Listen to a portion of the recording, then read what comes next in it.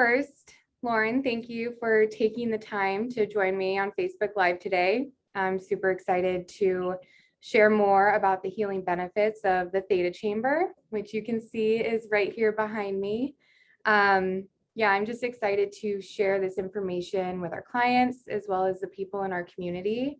And it's always so great to see you again. You too. Thank you. Yeah. Before we dive in to talk about the Theta Chamber, I want our audience to know a little bit more about you. I know you've been in the health field for about 30 years, and originally you came up with the idea of the Theta Chamber because of your son who has cerebral palsy. And so I just thought you could give us a little more background, share with us like what that experience was like, and how you came up with this idea.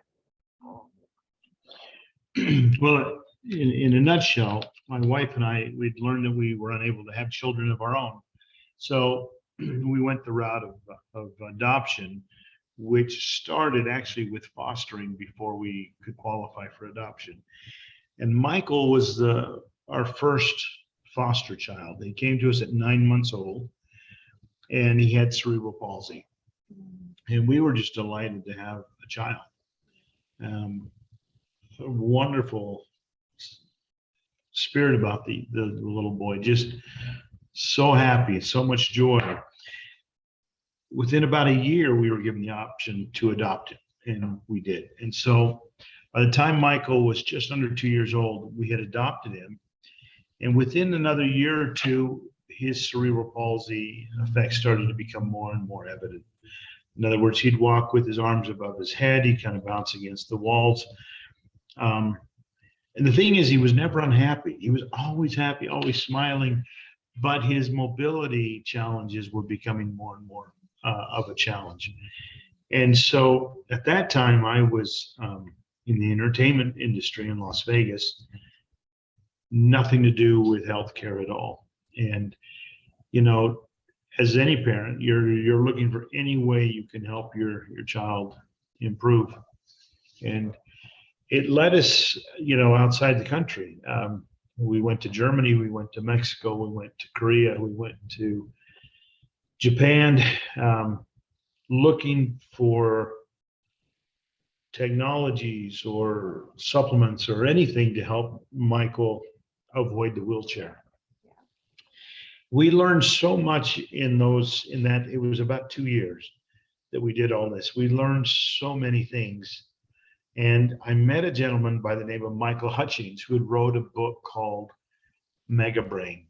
And Mega Brain was all about these different technologies that were out there at the time. Now, remember, this is in the early 80s, where you could influence the brain with lights, with movement, with all sorts of things. And there were 3 doctors in that book that had technologies that piqued our interest. One of them was Dr. Clark at the Ohio State University of Medicine, and he'd been doing research with spinning an infant. And now I need to give you a little more backstory. In this time, we had adopted a second child, and our daughter, Lisa, who was born with Down syndrome. And so the study that Dr. Clark had been doing was more for Down syndrome than for cerebral palsy. But the thing that triggered me was in his study, and his study, you can still read it. It's in Scientific America, June issue of 1977, so it ways back.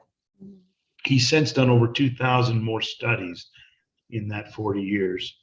But he mentioned that after spinning these Down syndrome infants for 30 minutes for 21 consecutive days. In other words, there was no break. There was Saturday and Sunday, every day they spun. There was a 28% improvement in cognitive IQ and a 24% improvement in motor skills. That's what triggered my attention for Michael. And so that was the first doctor. The second doctor was Dr. Margaret Patterson. She was a neurosurgeon out of Aberdeen, Scotland. She'd been working with the US military during the Vietnam War, and she was a civilian, but working in Hong Kong on one of the US hospital bases. And she was working with a Dr. Wu in Hong Kong, and he was doing acupuncture, and she had developed a little electronic device that looked like a small transistor radio that was common at the time that produced a small electrical current. And she says, well, with Dr. Wood, they decided they would hook the electrodes for her little box to his needles and see if they could get better results with these people that were addicted to morphine and opiates or were dealing with severe pain. And they found that not only did it make a miraculous thing, within 20 days or so, these servicemen no longer had an addiction to whatever the drug was and were dealing and coping with the pain in ways that they'd never seen before. That moved, well, so what if we take the needles out and just put a little sticky electrodes there, and they got the exact same results. That was impressive to me because they were rewiring the brain. So these people that were dealing with pain or that were dealing with an addiction, they didn't go through any 12-step program or any, they just had no more desire for those drugs and were dealing with the pain in like it was nothing. That again appealed to both of us, my wife and I, for helping Michael. The last doctor was Dr. Persinger out of the Laurentian University in Toronto, Canada. And he was dealing with flashing specific lights and patterns in the eyes when the eyes were closed, and electrical magnets right over the temples. And he was actually inducing an out-of-body experience with these students. And it was really interesting. He'd set them in the corner of a room and they would be facing the corner. Now they had goggles on and they had the headset on, so they couldn't see anything. But he would then turn on the machine. He would start doing the lights and the magnetic stimulation. And then he would ask them to explain what they could visualize. And they started talking about, they were on the top of the building and they were explaining to people walking around the campus. And everything they described was exactly what he saw outside the window. All of this was incredibly intriguing to me. I spoke with all three of these doctors back in the 80s and told them what I was trying to do for my son. And all of them were gracious enough to say, you know, it's free world, do what you want with it.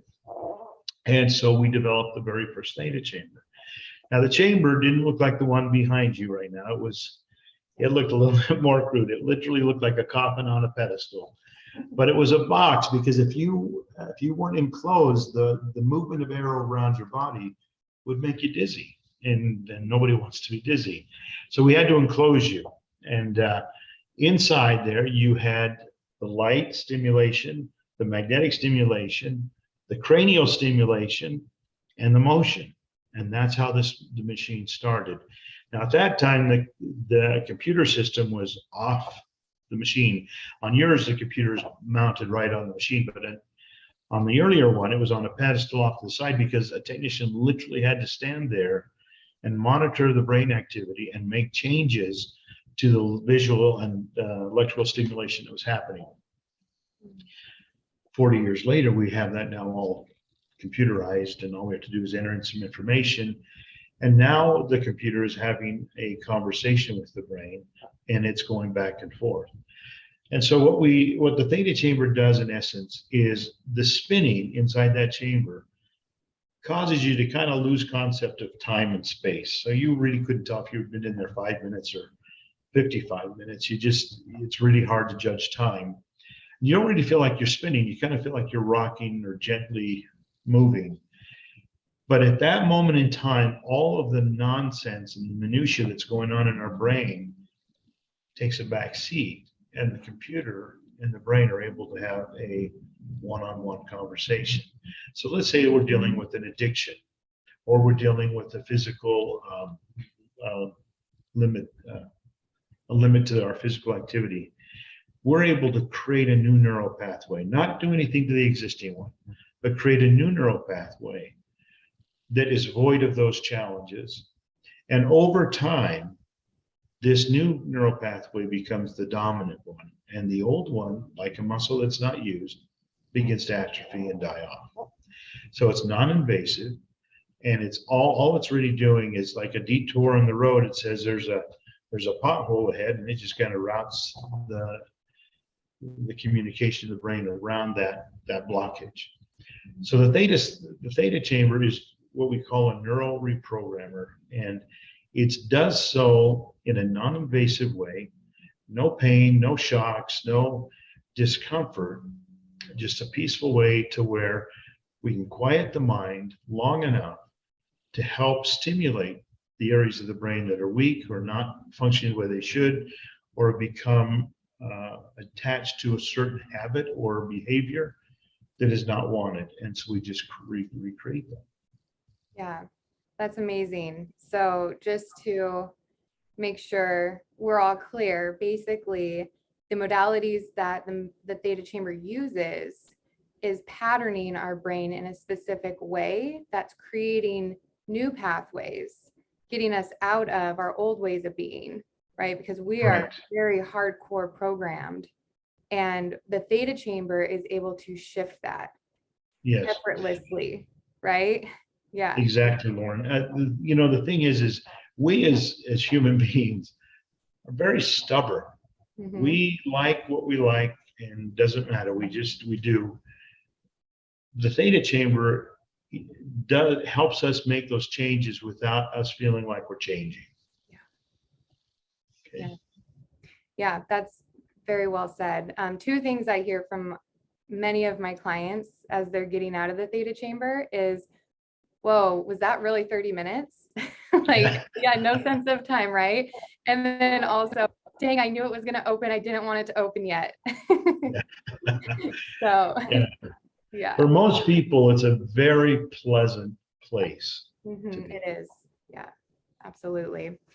So I'm curious, you were talking about infants using the theta chamber. Is there an age range, or what's your experience with that? And pregnant women, is it safe? Okay, there's nothing in the theta chamber modalities that would have a contraindication, except for the flashing lights with people who have a propensity to seizures. Yeah. And we've had people that have never had a seizure in their life that have gone into that type of a mode a couple times, not knowing that they had that. And so what we've done now is we start the lights at a lighter intensity so that it would never trigger that response. And then over a period of 5 or 6 sessions, we're able to take that brightness up and avoid that altogether. In the 40 years that I've been doing, or 38 years we've been doing the theta chamber, we've had less than 4 people have a seizure out of thousands. So it's not a common thing, but that's the only thing that you want to be cognizant of, is that issue. On the infants, there is no no age limitation. In fact, we actually have a protocol for women who are pregnant to come in their last trimester and do 21 days inside. And then 2 to 3 weeks after they've given birth, come in and do another 21 days with the baby laying on their chest. The studies these are very preliminary studies, but the ones we've done, these children are walking generally 2 to 3 months before normal at that age. They're formulating words and sentences way before other children at that age. Their coordination skills, their eye-hand coordination skills are off the charts. And that's not just 1 or 2, that's every single one we've done. In fact, we had one mother call us up, I don't know, a year afterwards, said, "You've created a monster." Now, she said that in a loving way. But she said she was getting her terrible twos at about 16 months. So the child was just really moving. It's a wonderful thing to see. Now, remember, and some of you may not remember because you're the younger age, but when I was a child going to school, we had monkey bars and we had merry-go-rounds and stuff on the playground, which don't exist anymore. But that movement is so critical for the development of our brain. That inner ear controls your motor skills, your cognitive skills, your ability to deal with social events that nothing else can do. So, you know, as children, we love to roll down the hill and jump over each other and swing and jump. We used to love to be thrown in the air. all of that type of movement is critical to the development of the inner ear. And without that inner ear being developed fully, then we lose or we become held back in some ways in the way that we develop speech, coordination, and cognitive response. Yeah, that So completely. no limitations. Yeah, I love it. I love it. So I know you spoke about addiction and obviously optimizing cognition. What other like conditions would be really great for the theta chamber? So depression, anxiety, substance abuse are our three staples. Yeah. Right now, and especially over these last 2 years, depression and anxiety have been off the charts. And obviously due to the pandemic and other, social circumstances, that uncertainty, that anxiousness, and the depression is amazing. When you put someone into the chamber and they'll do that 21 or 28 days, those types of predispositions to feeling withdrawn or anxious melt away, and the brain starts to go back into its more of a healthy survival mode. And like right now, we have 2 chambers here in our clinic here, and on most days they're running, all day long. So, but it's because people get out and they feel better. It's just like when they said, "Oh, I didn't want the door to open." It takes them to a place. It's almost like going back into the womb where you feel secure and safe. But then when you do come out, you feel like you have that strength and that intentional fortitude to move on. Right. Yeah, I've even had some clients who request to just allow it to open and just take a nap, zen out for 5-10 minutes, just allow everything to really settle in. Because when you get out, depending on where you're at and what you're addressing, it's a little different for everybody, Right. You see it and you want to try it and it's all great. But then once you start actually pulling up things that need to be released, it's also some work, and so that's something I like to share with my clients is what to expect. And it's not just rainbows and butterflies always. No. Yeah, sometimes you're going to have a few little demons. Yeah. You're bringing up emotions that Mhm. we've buried and we've suppressed because we don't want to face them. And I try to explain to people, worry is like paying interest on a loan you never took. And most of the times when we face the challenges that frighten us, when we actually face them, they're never as big as what we envision them to be. When you go into this state in the mind, when your reality is kind of suspended for a short period of time, those emotions can come up. And when they come up, they can be quite traumatic in some cases. And so letting people know that you're going to bring up stuff that you've tried to suppress. We want you to release it, let it go so that you can move on.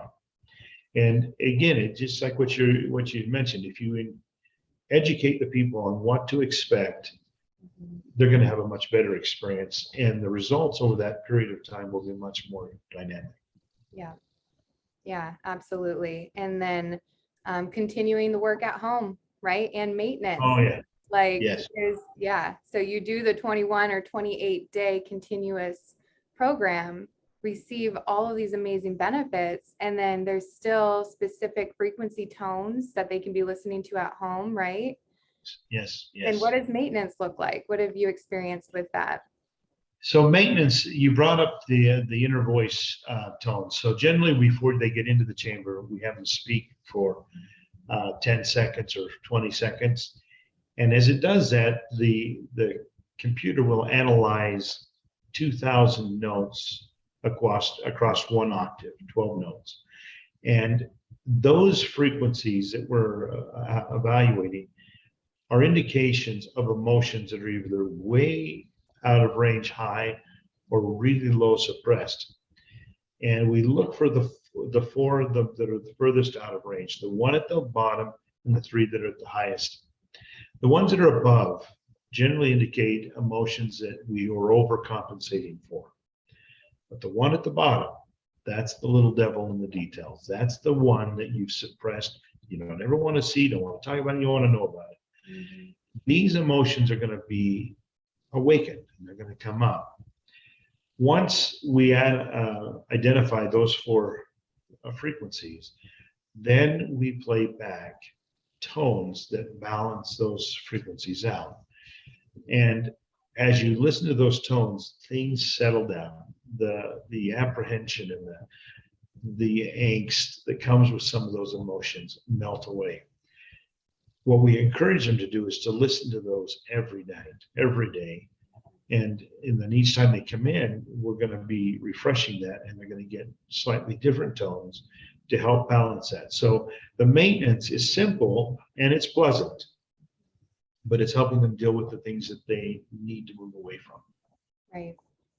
Yeah, I've heard, in some trainings that I've done with you guys in regards to the Theta Chamber, it's really releasing some of the trauma proteins, the neuropeptides that have been stored in our bodies. And it's so powerful in a sense that it does cause the clearing experience, whether it's through crying or some anger, right? Or yeah, a little bit more anxiety. And so it's also going to your tones to continue listening to those and pushing through it. You're going to have a lot more benefits than like avoiding and not actually listening to them. Right. Yep. So, Yep. yeah. Absolutely. Yeah. Cool. Well, is there any like what's your favorite client success story that you know of from somebody using the Theta Chamber that you would want to share? Well, I'll give you a couple. We back in 1989, we had been approached by the Clark County Corrections Facility, which is in Las Vegas, Nevada, and they brought to us 116 criminals that had been caught with cocaine, serious addictions, and they had been given an option: go through our therapy or go to jail. And so obviously they all selected our therapy because they didn't want to go to jail. Within that first week, we started to see a transitional change in their, they weren't just showing up to show up. They were actually anxious to get there and to do the thing. Now, when we did this study, we only did 21 days, but it was 7 days a week for those 3 weeks. Then we followed those 116 people for 1 year. The end of the 1 year, only 3 people had relapsed. Only 3. Now that was dramatic. I mean, it's like unbelievable. So that was a group one. Obviously, the most dramatic one for me was my son. My son, who was our first client, the reason that we built the bed. He had just turned 8 years old the week that he ended the 21 days. Michael had been in a special ed school through pre-kindergarten to, I think, first or second grade, whatever that was, and special ed, and I had all the things that he needed in school. Within 1 year, Michael had mainstreamed from that special ed school into mainstream school, no longer had any issues with mobility. And now Michael just turned 41. He's a massage therapist. He went through, got his degree in accounting. He speaks 5 languages. None of this was in the cards for Michael. So that's pretty dramatic for me to see that. And then, in the course of the years, we've seen thousands of people that have gone through the program, and the stories we could write a book on all the stories we've seen. People who are suicidal, who now are living great lives and with no indication of suicidal tendencies. People that have lost so many years of their life to addictions, drug addictions, alcohol addictions, and are now clean for years and living productive lives. It'd be really hard for me to say just one, but if I had to say just one, it would be my son. Oh, I love that so much. Yeah, and thank you for touching base on just the multitude of, what you can expect. It doesn't have to be just addiction, or it doesn't have to be just anxiety. but the trauma, No. PTSD, all of that. Oh, in fact, we have people that come in that have no apparent, in fact, I don't know if I've ever met a person that doesn't have any issues, me Yeah. included. But let's say in that normal range, coming in just because they want better cognitive skills, better memory, better coordination. We have, beginning of each school year, we'll get young kids coming in that, are going to go into their sports programs, and they'll do 21 days just for the cognitive or the coordination skill improvement. It isn't just for, sick people. It's for everybody. As we get older, we become less mobile. Think about how often do you actually turn your head side to side, all the way chin to shoulder, chin to shoulder? We don't. As we get older, we become more stationary. We become less and less animated. And as we do that, we're actually retarding our growth because we're stunting our ability to continue. We need to keep that motion. We need to keep the stimulation to the inner ear. If you go to the gym and you work out really hard for 3 weeks and you don't go back within 3 or 4 weeks, you're going to be back to where you were before you started. The same way with our mental health and with our cognitive health. That exercise of that motion to the brain, the stimulation to the visual cortex, talking to the hypothalamus with the mild current is like going to the gym for the brain and doing it on a consistent basis. Yeah, exactly. If you don't use it, you lose it. Exactly. And really, this is a tool for biohacking, and really optimizing, because you really can't do what you're trying to do to the brain just on your own either. You really got to have the different types of stimulation and repatterning and getting into that theta state, which, unless you're meditating every single day for 10 years, I don't know if you can truly get there, right? So. Right. We've had some meditation experts that have said that they've got more in their first session in the Theta Chamber than they did their first year of meditation. Wow. So that's saying something pretty strong. And I like the name neurooptimization rather than biohacking. Yeah. Because we really are optimizing our whole neural process. And if this doesn't work right, then nothing in our body works right. And so we need proper nutrition, proper sleep, proper hydration, and we need proper exercise in the brain. 1000%. I love that. Cool. So we are about out of time, and I just wanted to ask, is there anything else you would want, our listeners and audience to hear or know about in regards to the Theta Chamber? If you haven't tried it, you should. You owe yourself at least one opportunity to experience what the brain, it's like a massive dessert for the brain. It's going to the amusement park. It gets all that stimulation. When you get done, you will feel, even subtly, you're going to feel a difference. You're going to feel, this feels wonderful. And it's not just a feel good like an outside, it's a feel good from inside. There's a clarity that comes into your brain that you just realize there's a lot more to you than you realize. Yeah, absolutely. Very well said. Great. Well, thank you so much again for taking the time to meet with me. I'm super excited to share this with our following and our audience and the people in our community. And I can't wait to see you again here in the future. Thanks, Lauren. See you. Thank you.